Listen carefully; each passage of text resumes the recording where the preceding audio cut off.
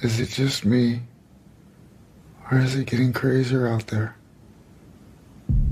With that haunting line, Joker plunges us into the fractured psyche of Arthur Fleck, a man discarded by society, slowly unraveling in the shadows of Gotham. Put on a happy face, they said. But what happens when the smile is a scream in disguise? This is Gotham, where laughter is involuntary, sanity is slipping, and one man's breakdown becomes a citywide uprising. Welcome to Real Deep Studios, where every scene gets a second look, every villain gets a voice, and no frame escapes interrogation. Today, we're stepping into the world of Joker, a film that didn't ask for permission. It carved its own origin story, one unsettling laugh at a time. This movie is about Arthur Fleck, and his descent isn't a gag, it's a manifesto. If you haven't seen Joker, now's your cue to exit stage left. What follows isn't a vague summary. It's a breakdown of major turning points in the film. So, once you hear them, there's no turning back.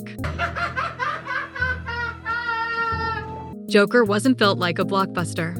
With a modest budget of $55 to $70 million, it stripped away superhero spectacle and focused on character. No capes, no CGI armies. Just Joaquin Phoenix unraveling in real time. Filmed across New York and New Jersey, the film echoes the urban decay of 1970s cinema. A standalone origin story, gritty and intimate. Despite its scale, Joker became a box office giant. It grossed over $1 billion worldwide, becoming the highest-grossing R-rated film of all time. The reception? Polarizing. Critics debated its message. Audiences were captivated. Phoenix's haunting performance earned him the Academy Award for Best Actor.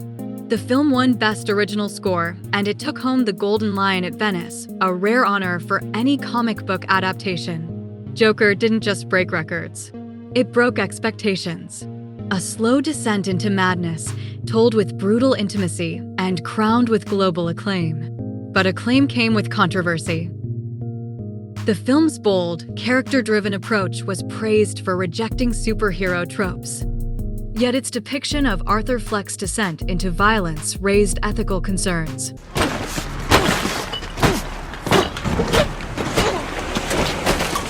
Joker is set in a decaying Gotham City gripped by recession and unrest. Arthur Fleck, an isolated party clown with a neurological disorder that causes uncontrollable laughter, struggles to find meaning and connection. Living with his fragile mother, Penny, and dreaming of becoming a stand-up comedian, Arthur is repeatedly humiliated, fired, and abandoned by the very systems meant to support him. After a violent subway encounter leads to murder, Arthur inadvertently becomes the face of a growing clown-masked protest movement. As his mental state deteriorates, he uncovers disturbing truths about his past, including abuse, adoption, and a fabricated relationship with his neighbor Sophie, who never truly knew him. Rejected by society and mocked on national television, Arthur transforms into the Joker during a live broadcast, committing a shocking act that ignites citywide riots. Before we continue with the plot of the film, let's pause the chaos and meet the man behind the mask. In Joker, Arthur Fleck isn't born a villain, he's sculpted by the world around him. Arthur drifts through Gotham's decay, clinging to a dream of stand-up comedy and the fragile comfort of his mother's belief that he was meant to bring joy. But joy never arrives. Instead, Arthur is met with rejection, mocked by strangers, betrayed by coworkers, and abandoned by the very systems meant to help him. Each humiliation chips away at his identity. He was adopted, abused, and misled, his life built on fiction. This leads to a violent rebirth. Arthur's unraveling doesn't end in silence, it erupts into violence.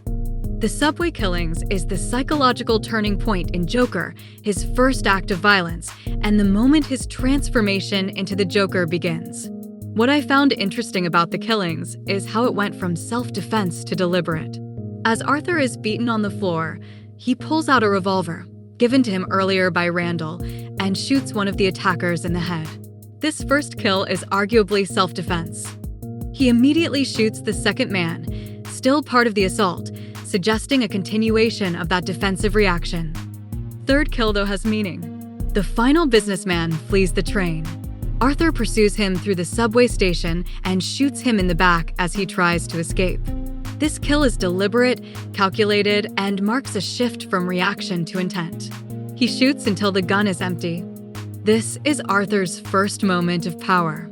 He's no longer the passive victim, he's the one in control. The act is brutal, but it's also cathartic.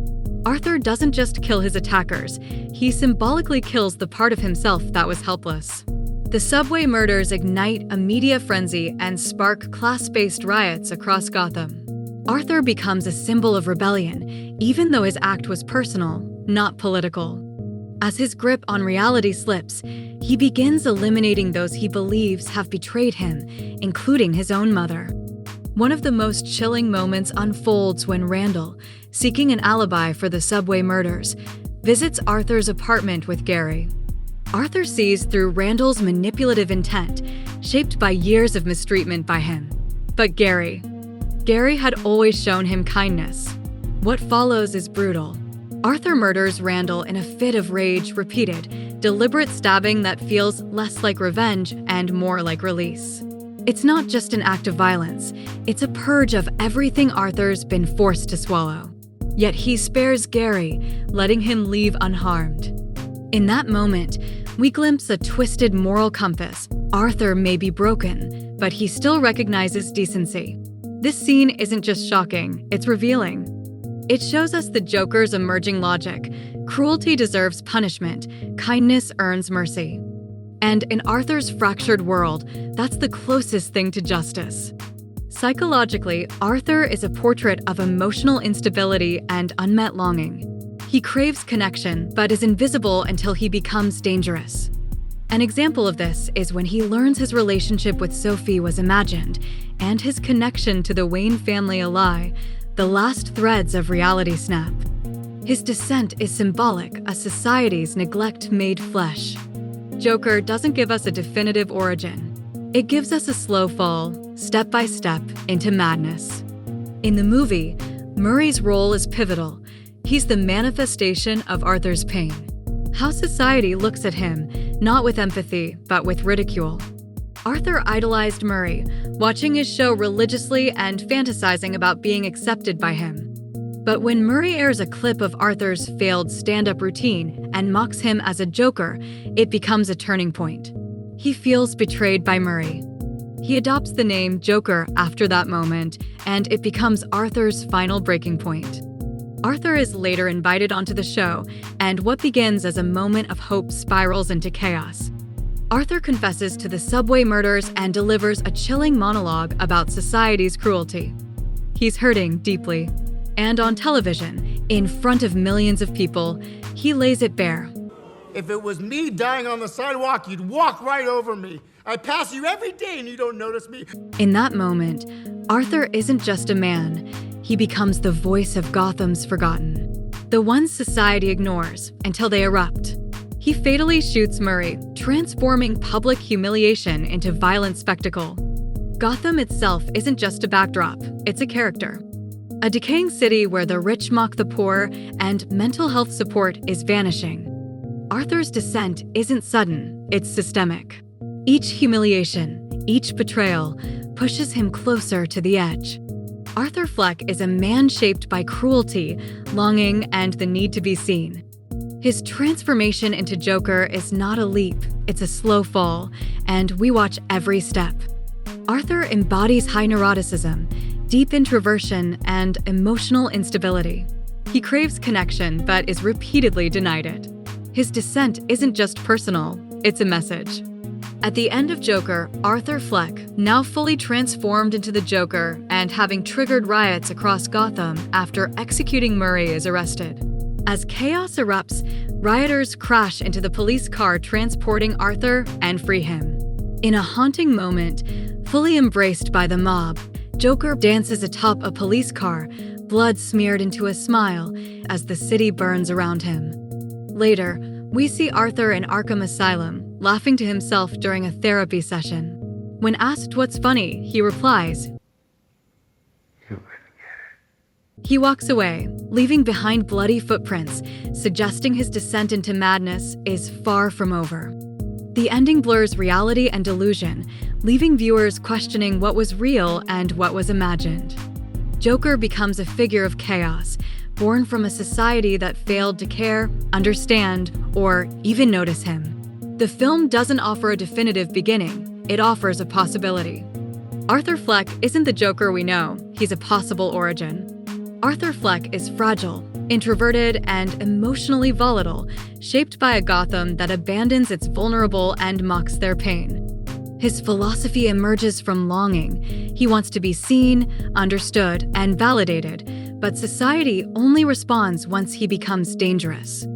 Despite some controversy, Joker resonated deeply with audiences. The film's impact extended beyond box office numbers. It sparked academic discussions, think pieces, and social media debates about the ethics of portraying violence, the failures of mental health systems, and the role of media in shaping public perception. Some theaters even increased security during its release due to fears of copycat incidents, underscoring how deeply the film unsettled viewers. Ultimately, Joker redefined what a comic book movie could be, not just spectacle, but social commentary. It blurred the line between villain and victim, forcing audiences to confront uncomfortable truths about isolation, identity, and the cost of being unseen. Joker does a fantastic job of asking what happens when society stops listening, when systems fail, and when pain is met with silence. Arthur Fleck's descent in Joker isn't sudden. It's slow, intimate, and disturbingly relatable. Whether you see him as a victim, a villain, or both, one thing is clear: his story forces us to confront the cracks in our own world. And in doing so, Joker redefined what comic book cinema could be: raw, reflective, and uncomfortably human. The film leaves us questioning what's real, what's imagined, and whether society creates the monsters it fears. In the end, Joker isn't about Batman's nemesis. It's about the masks we wear and what happens when they crack. What begins as a plea for recognition ends in violence, a scene straight from a movie. It's not just a transformation, it's a declaration. The Joker is born. Thanks for watching. If this breakdown made you rethink Joker, drop your thoughts in the comments. Was Arthur's transformation inevitable or preventable? And if you want more deep dives into character, symbolism, and cinematic storytelling, subscribe below and join the conversation. Until next time, stay curious, stay critical, and keep watching closely.